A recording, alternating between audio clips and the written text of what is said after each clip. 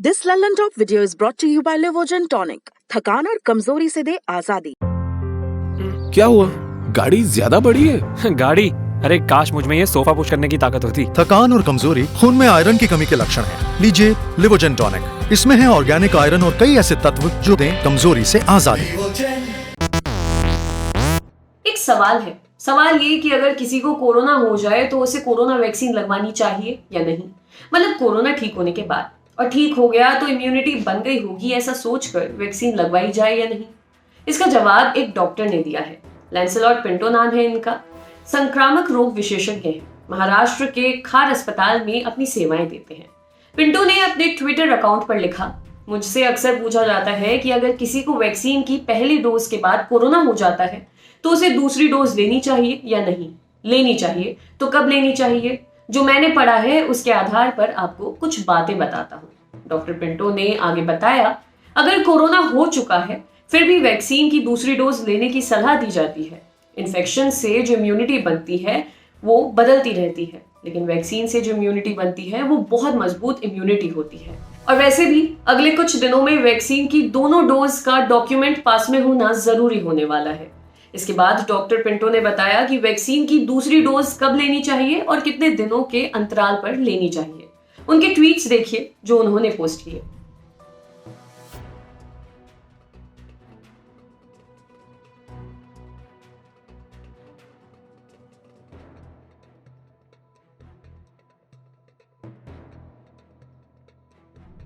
Vaccine कब लेनी है, इस सवाल पर डॉक्टर पिंटो ने कहा, वैक्सीन लगवाते समय कुछ लोगों को कोरोना का इन्फेक्शन होता है लेकिन उसके लक्षण नहीं दिखते। कुछ लोगों को हल्के लक्षण होते हैं।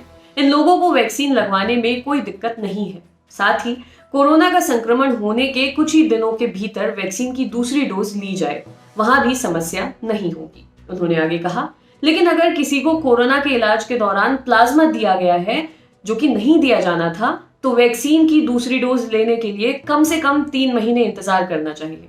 अगर आपको कोरोना के लक्षण आ रहे हैं तो भी इंतजार करना चाहिए, ताकि वैक्सीन लेने के बाद शरीर के अंदर जो लक्षण आते हैं उनमें और बढ़ावा ना हो जाए।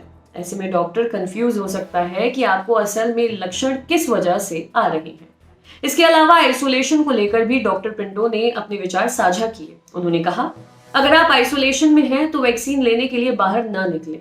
ऐसा होने पर वैक्सीन केंद्र पर मौजूद दूसरे लोग भी संक्रमित हो सकते हैं।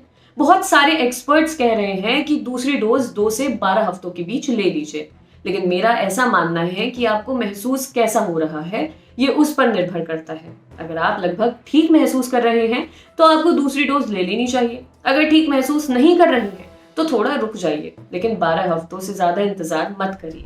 ये तो सोशल मीडिया की बात हो गई। जो एक्सपर्ट ने लिखा सोचा हमने आपको बता दिया।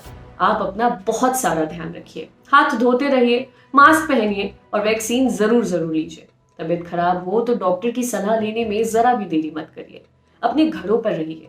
घरों से बाहर सिर्फ तभी निकलिए जब बहुत जरूरी हो। जब भी घर से बाहर निकले तो अपना मास्क लगाएं, सोशल डिस्टेंसिंग फॉलो करें, सैनिटाइजर का इस्तेमाल करें और अगर आप कोरोना वायरस से रिकवर हो गए हैं तो प्लाज्मा डोनेट कीजिए। शुक्रिया।